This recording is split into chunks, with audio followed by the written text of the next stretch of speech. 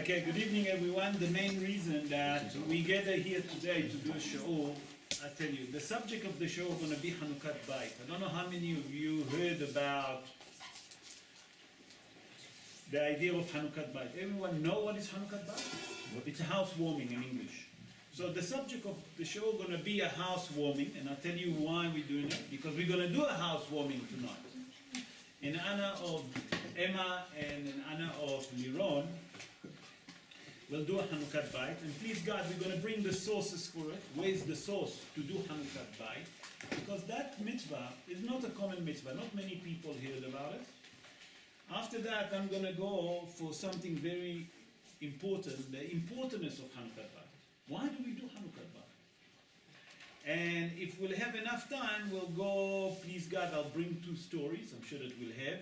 But I would like to go also through the order of Hanukkah Bait. That in the end, that Liron going to say Birkat Shehayanu, and I will explain what's happening. And then we're going to bas, because part of the Hanukkah Bait is a meal. That's the most important thing. So Be'ezrat Hashem na'aseh v'natzliach, v'Hashem alev v'rahamav yarviach. There is a very important mitzvah that not many of us are aware of it, and that's called Hanukkah Bait, a housewarming. And housewarming, the source to it actually comes, it's brought in two different books. In Shut Malkiel, Shut, it's Sheelot Utshuvot. It's a book that there is question and there is answer. Malkiel, that's the name of the Shut. It's been written by Rabbi Malkiel Teitenbaum, he bringing it. And there is another Shut that bringing it in the name of the Ben Ish Hai. The Ben Ish Hai in his book Torah Lishma. He bringing the sources for it. And listen what he said. But the main source come actually from Midrash Tanhuma. Midrash Tanhuma that's been written by Rabbi Tanhuma that mentioned in the Gemara, the famous Rabbi Tanhuma. And he said like this. I'm going to read it in Aramaic. I'm going to translate to English later, okay? Kat barak ucha berichu. Le'alma biriya b'shita yame v'nach b'yama l'shafta birche kadisha. What does it mean? The Midrash tell us, and our sages bringing it, that say that HaKadosh Baruch Hu, okay, when he created his world, he created it in 6 days.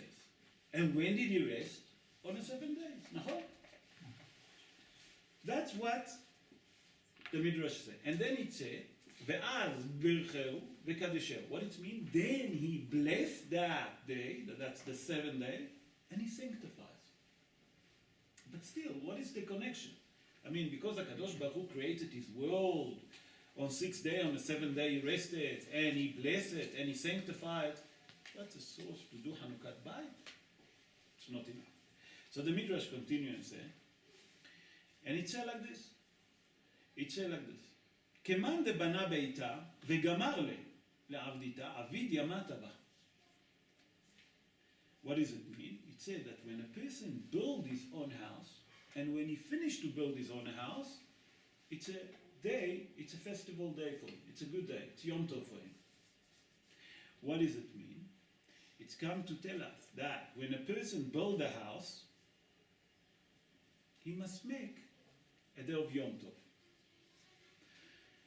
The Ben Ish Hai continues and say, listen what he says. He says something very interesting, and he brings the Zohar. And now we answer that question. Amar lo HaKadosh Baruch Hu leMoshe. The Almighty said to Moshe Rabbeinu, Hanukkah de Beita, the housewarming. B'ma yabe, how can you celebrate the housewarming? He said b'saudata. What it means saudata? To make a meal. Sauda.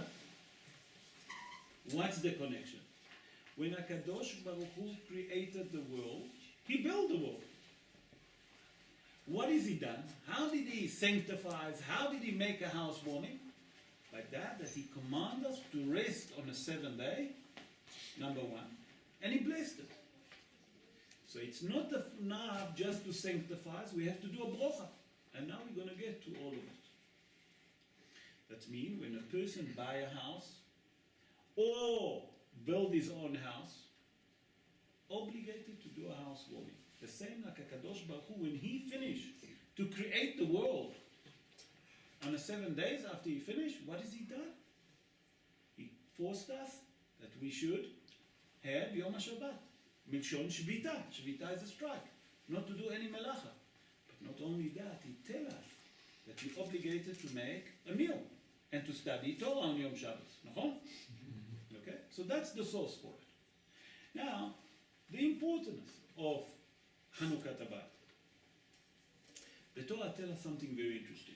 I don't know how many of you take notice of it, but when you're going to read about Sefer Dvarim, when you're going to finish soon Sefer Bamidbar, we now at Sefer Bamidbar, remember that the Torah tells us in Parashat Mishpatim, in chapter 20, in verse 5, the Torah speak about, by the way, about when we're obligated to go to a war, when men go to a war. And what does it say there? Mi ha'ish asher bana bayit hadash. Who's the man that built a new house? Velo hanacho. That's mean, we'll explain what it means, lo hanacho. Yelech v'yashuv lebeito, he must go back, he must leave the wall, and he must go back home. Okay? I'm going to skip. And what does it say there? Because there the Torah tells us, has b'shalom, if a person go to a war, if he didn't done a housewarming and he died, someone else will do the housewarming. So the Torah commanded us that when a person build a new house, to do a Hanukkah housewarming. Now from here we can learn one very important thing. It tells us something very important. That when a person build a new house, but wait, only if I build a new house. So here comes the Ben Ish Hai. In his shoot, in his book, he explained that it's not necessary only building a new house. It's when a person buy a new house. That means for him it's a new place. He's obligated, okay, to do a housewarming. Where do we learn that? We learn that from the Torah. The Torah tells us specifically, when you build a new house, when you have a roof over your head, you go back where? You go back home. You don't go to the war. Even that the army need manpower to fight, it's more important to do the housewarming. Now I would like to go through the order of the housewarming. And to try to understand, I'm going to bring few of the poskim. Number one, I'm going to bring obviously the Ben Ish Hai. I'm going to bring the Magen Avraham, and also the Maharshal, Rabbi Shlomo Luria. He was related to Ari HaKadosh. Okay, he was his relative, he was his uncle, and he wrote the famous book Yam Shem Shlomo. And he said like this. He said that when you do a housewarming, what is a housewarming? Just a meal? He said no. He said like this. צריך לומר דברי תורה בבית לפני שמתחילים בסעודה. Before you start the meal, you're obligated to say דברי תורה.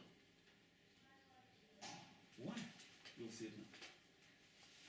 The Hida, the Gaon Hida, Rabbi Chaim Yosef David Azulai, the famous Hida, he says something very interesting. He wrote a book, Torat Shlamim, and he bring the proper order how to do the Hanukkah Bayit. But I'm going to bring the sources from the Shulchan Aruch, the Rabbi Yosef Karo, and listen what he said. He said like this. In Siman Resh Kaf Gimel, that means 223, Halacha 3, Halacha Gimel, he says something like this. The Shulchan Aruch, Paskenat. Bana Bayit Hadash, a person that built a new house. Or Kana Kelim Hadashim, or he brought a new vessel, obligated to say Shehiyan. That means when a person bought a new house, or we explained that's not brand new house, even if someone used the house before, and he moved into it, for him it's new, obligated to say the Birkat Shehiyan. So the order go like this, just to remind everyone. Divrei Torah, we have Shehiyanu, we have the Sauda. When we say Sauda, it's mean Hamotzi Lechem Min Haaretz, that we obligate to say Birkat Hamazon. So it's 3. How do you say? But they already moved in. But if you moved in, there is no Shehiyanu. So listen what he said. He said like this. The poskim explained that when a person today buy a new house and he moved in and he didn't done Hanukkah Bait for a while, doesn't make a difference how many years. How should he say Shehyanu? Kone beget hadash. He buy a new clothes. If it's a shirt, a jersey, anything. Or kone tachshit yafe leishto. He buy a nice jewelry to his wife, a nice tachshit. Nachon? No, Baruch Hashem, it's done already. No, it's done already. Don't worry, we make sure that everything's done. And then the Baal Habayit and the missus say Birkat Shehyanu. And by saying Shehyanu on a new shirt, on a new jewelry, that's fulfilling the mitzvah of saying Shehyanu on a house. You have in your thought that that's what you do. Okay? Not only that, that the main reason that we're sitting here is to thank HaKadosh Baruch Hu. Why are we thanking HaKadosh Baruch Hu? That He given us roof over our heads. I know how many people there is over the world. I don't want to mention only in South Africa, all over the world. Don't have any roof. People sleeping in parks, in tunnels, some people sleeping in plastic. Baruch Hashem, HaKadosh Baruch Hu given us roof over our head. We obligated to show our regret and to say thank you.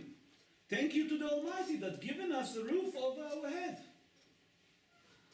So the main reason that we sang so that mitzvah, it's number one, to say thank you to HaKadosh Baruch Hu. But then I saw what the spiritual rabbi, the Kabbalistic say. And listen to that. The Kabbalistic rabbi say, when you say Divrei Torah in a house, the wall of the house absorb the words of Torah. Not only that they absorb the Torah, when you say Divrei Torah in a house, because we know the Torah is like a fire, that Chas v'Shalom, if there is any harmful spirit that want to harm, immediately they disappear. That's mean that when you do a house warming, you chase away all the harmful spirits, all the mezikim. Anyone want to ask any question, or should we continue? I would like to, sorry? Continue. I would like to mention two stories, and from them we can learn how important is the Hanukkah Bait. We say that it's very important to say Divrei Torah in a house. And the story goes like this. Many of you heard about the Hazon Ish. The Hazon Ish lived in Bnei Brak. Everyone know that. The story goes like this. One day the student was walking with the Hazon Ish. And the next thing the Hazon Ish stopped underneath the lamppost in the middle of the street. Over 20 minutes the Hazon Ish standing there. They couldn't understand. Until one of the students got courage and asked him, Rav, what's happened? Why you don't waste any minute? 20 minutes you decide to stand underneath that lamppost? What's so important? He said, you don't understand. I feel the atmosphere underneath that lamp like I never felt before. Everyone was quiet. And the Rav stayed until one of the students got courage and he said to him, Rav, you know what's happened last night? Last night we have a power failure in a yeshiva. Not only in South Africa. Huh? They have a power failure in a yeshiva. Until the light came on, the entire student gone out and was standing and studying underneath the lamppost in the street in Bnei Brak. And when the Hazon Ish passed the following morning, he felt such a special atmosphere, he couldn't leave it. So imagine when we said Divrei Torah in the house. Imagine the atmosphere that we bring into the house. The second story happened with Arav Mordechai Eliyahu Zatzal. Zecher Tzadik V'Kadosh Livracha. Arav Mordechai Eliyahu, everyone heard about him. He was Arishon LeTzion in Israel. And the story came to him like this. A father and a son have an argument. A son wanted to join a special forces, to a unit, to a special unit in Israel, to special forces, and the father didn't agree to it. And they have a bit of a problem, and they decide, you know what, we're not going to get a seat to anywhere. Let's go to Arav Eliyahu, Mordechai Eliyahu, and he'll paskin for us. So when they reached there, the father talked first, he told his story. You know what was the story? He told the main reason that he doesn't want his son to join the Israeli Defense Force, Special Forces, because he's frightened. Because he lost one son already in the army, and the second son died in a motorbike accident. The Rav listened. The son said, listen, I still want to go and defend my country, I want to be in the Special Forces. The Rav listened, he looked at the father, and you know what he said to the father? He said to the father like this, when the last time that you done Hanukkah Habayit? He said, I didn't done it since I moved 10 years ago. I'm in a new house. I didn't done it for 10 years. He said, I'll tell you what you'll do. He said to the father, you go and do a house warming, Hanukkah Habayit. And only after you do Hanukkah Habayit, you'll send your son to the Special Forces. And that's what's happened. He done Hanukkah Habayit. The father sent the son to the army, to the special unit. And Baruch Hashem, nothing happened. Why?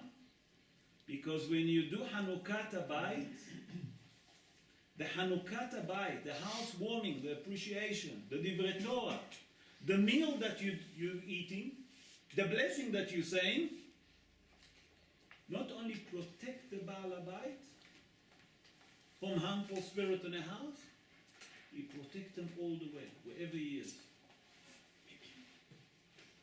But, here comes the but.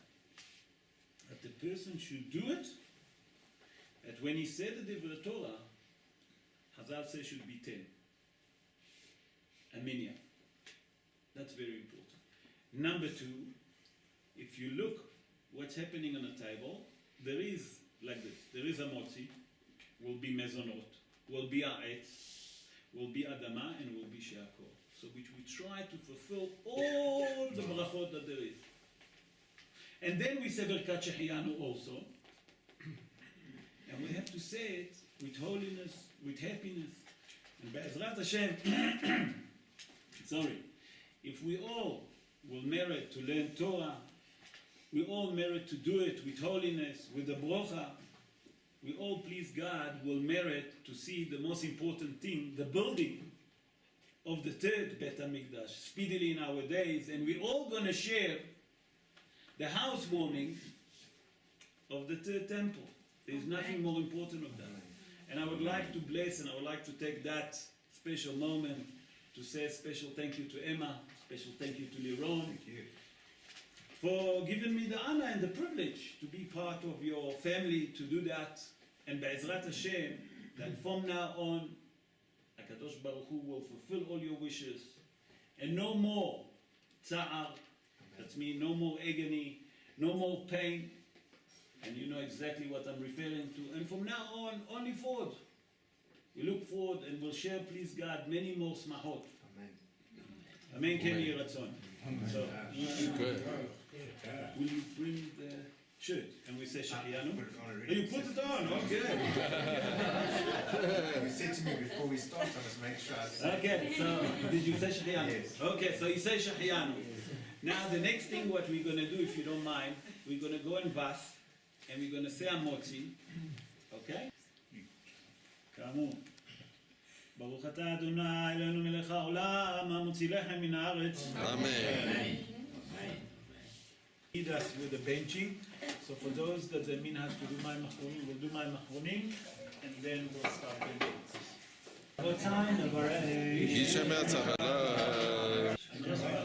You know, we all know about mayim achronim. One more word regarding mayim achronim, and we went to our friend Joe. Sure. So I know that there is some people doesn't take mayim achronim very seriously. But why do we do mayim achronim? ones that are so important. So in the Gemara we have few Marsiot that the Gemara bring why we do mayim achronim. So on a pshat, not actually a pshat, but that's the main reason that when you do mayim achronim, when you eat bread, you have to do mayim achronim. So the Kabbalistic rabbi explained that the main reason because that you given the Satan the tumah. Whatever left from the food in the olden days, they used to eat with the hands, so all the tumah you give it to him. So another opinion that the Gemara bring that Hazal say that Mishum melach zdomit. What is melach zdomit? It used to be a salt, special salt, that when they used to eat with the hand, Haz v'shalom, if they touch the eye, they can become blind. That's the second opinion. Hazal bring one very important. That the story go like this, and if you see many people that doing mayim achronim, after they do their hand, they also clean their lips. Did you see that? Yeah. You know why? You know what's the reason behind it? And Hazal bring a story in the Gemara that what's happened, it was a case that a person came to a shul and he was new and people, couple invite him, a guy saw him, he looked very respectable. Would you come and spend the Shabbos with me? They agreed, no problem. And they spent the Shabbos together. When he came, he had a bit of money on him. So he said to the owner of the house that he said, please look after my money and Motzei Shabbos when I leave. Don't give it to me, no problem. And when he wanted to leave that guy that put the money, that been spent the weekend with his friend, he said, what are you talking about? What money? Actually, the Gemara says, Halamata, he said that the owner of the house said to him, Halom tov halamta, that means it's a good dream that you dream. But unfortunately, it's only a dream. You never given me money. What can you do, the neighbor? They took his money. He gone to the rabbi and he said to the rabbi, this is the story. The rabbi realized that from his stories that it's taken true, but he can't do nothing. So he asked him, did you write the shtar? It means you write, you make a city. Did you have Eidim? No. It's against halacha. I know that you're right, but I can't do nothing. So the story go on that guy come to Bet HaMidrash. The guy that took the money and kept the money. But he had a piece of bean left on his beard. So the guy that given the money saw that, and Hazal explained that he gone to his wife and he said to his wife, listen, today you cooked for your husband bean for lunch. She said, yes. How do you know? I'll tell you how I know. Because I've given your husband money and he kept it for me. And he told me to tell you that this is the sign that you make for him beans and you can give me the money back because I'm going now for business, I'm going back to continue with my business. No problem. She gone to the cupboard, she given him the money. When he came home, you're laughing, when he came home, the wife said to him, how can you embarrass me like that? He said, what are you talking about? What did I do? He said, you said the guy that slept here yesterday and you told him that I cooked beans. Aren't you shy? Why are you telling people what am I cooking for you for lunch? He said, tell me the story. He said, he told me the story that you told him, you sent him to get the money. He said, what money? He said, the money that you lent him. He said, did you give it to him? He said, yes, sure I give it to him because you told him that I make bean. The guy was so cross. Hazal said that he killed his wife. So that's where you see that people learn how important is mayim achronim. That Maran Shulchan Aruch Paskin and the Shulchan Aruch, mayim achronim chova. Ador, the Rama said, Rabbi Moshe Isrovish Paskin, that if you want to do, you can do. If you don't want to do, you don't have to do. But that's how important mayim achronim. So from here we see three reasons. That mayim achronim hargu et hanefesh, that means that kills the body. That, number two, mishum, that the olden days they used to have melach zdomit, very strong salt, that has v'shalom can make a person blind. give the Satan his share. Square. So now we know mayim achronim. But that's wrong. Because the fact he stole the money. Yeah, if you had done mayim achronim, you would have wiped it in. That's why they say do mayim achronim. It's in your will. So then you can keep the money. Are you recording? I want you to stop it for 1 second because I want to see.